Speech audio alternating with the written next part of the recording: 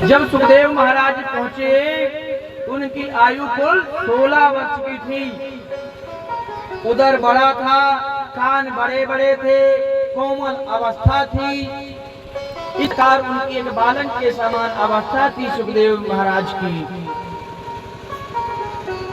सुखदेव महाराज से प्रश्न करते हैं, वारी आने जिते प्रश्न क्रतो लोक हितम और आत्मविद सम्मता पुंसा स्रोत दाद सोया पर। हे राजन, तुमने लोक कल्याण के लिए आपने बहुत सुंदर प्रश्न किया है, क्योंकि मनुष्य कैसा होते गया है, निद्रया ह्रियते नक्तम वैवायेन चावया और दिवाचार थे हया राजन कुटुंब भारेणे नवा। हे राजन, मनुष्य जो है ना, अपनी पूरी रात्रि के समय सोने में और दिन पूरा कमाने में निकाल देता है, ऐसा हो गया है, और परिवार के पालन पोषण में निकाल देता है। अतः मनुष्य को क्या करना चाहिए, जबकि श्रोतव्य कीर्तव्यश्च स्मर्तव्यश्च चेतता भयम्।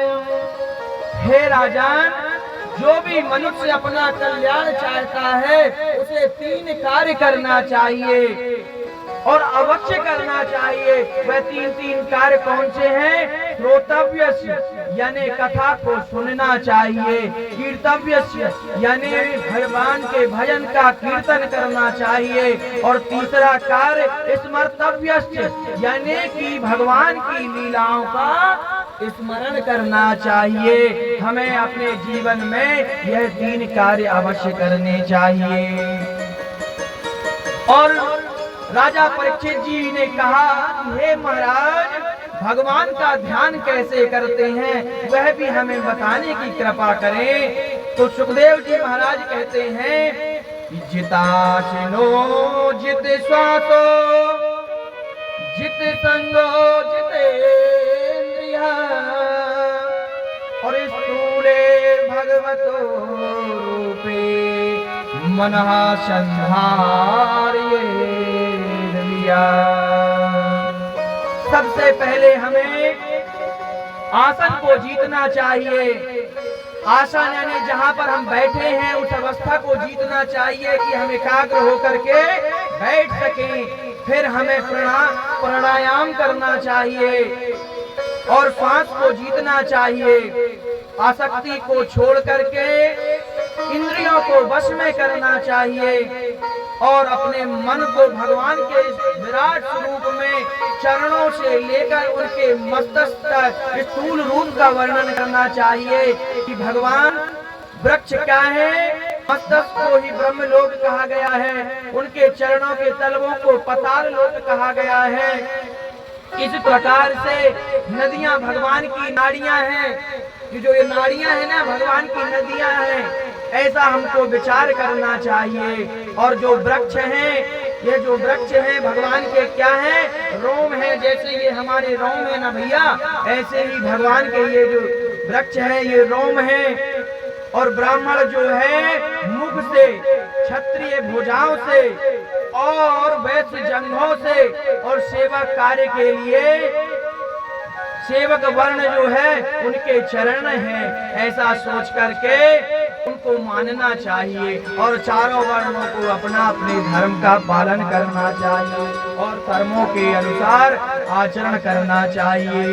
इस प्रकार से भगवान के स्थूल शरीर का वर्णन किया गया है कि जो ये नाड़ियां हैं, हम ऐसा ध्यान करें, ये जो पृथ्वी है, ये धरातल है, जो नदियां हैं भगवान की नाड़ियां हैं, वृक्ष रोम है, पर्वत पहाड़ जो है भगवान, सूर्य और चंद्रमा भगवान की आंखें हैं। ऐसा हमको ध्यान लगाना चाहिए।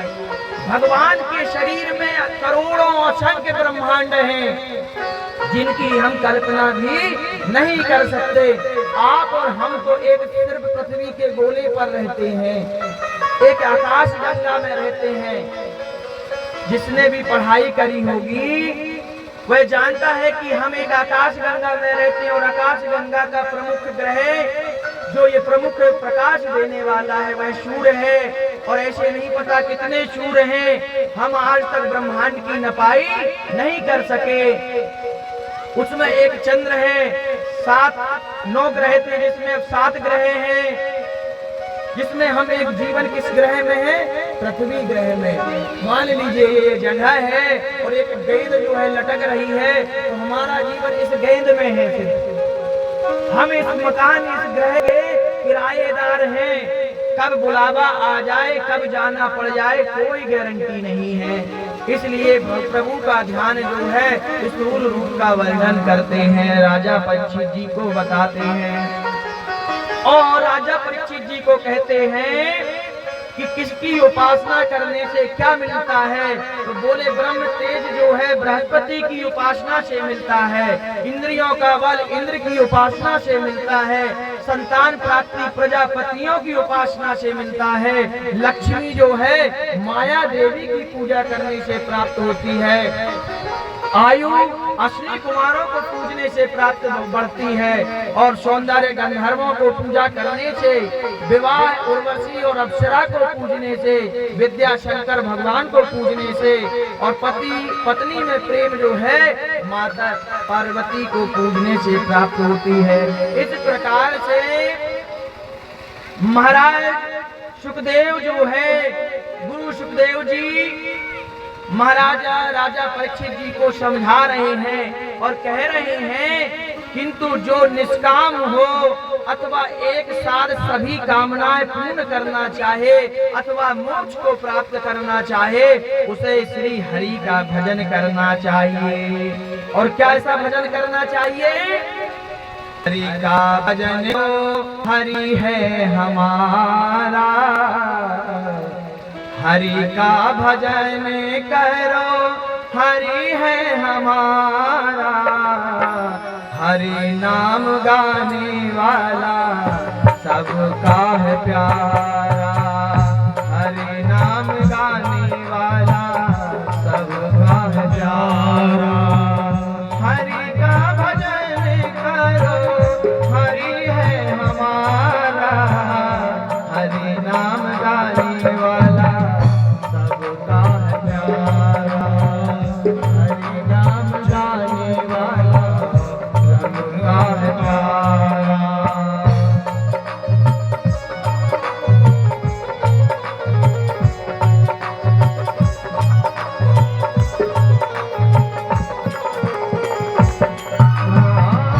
हरि नाम से तेरा काम बनेगा, हरि नाम से तेरा काम बनेगा, हरि नाम से तेरे साथ चलेगा, हरि नाम से ही तेरे साथ चलेगा, हरि नाम लेने वाला हरि का है प्यारा, हरि नाम लेने वाला हरि का है प्यारा, हरि नाम लेने वाला हरि का है प्यारा।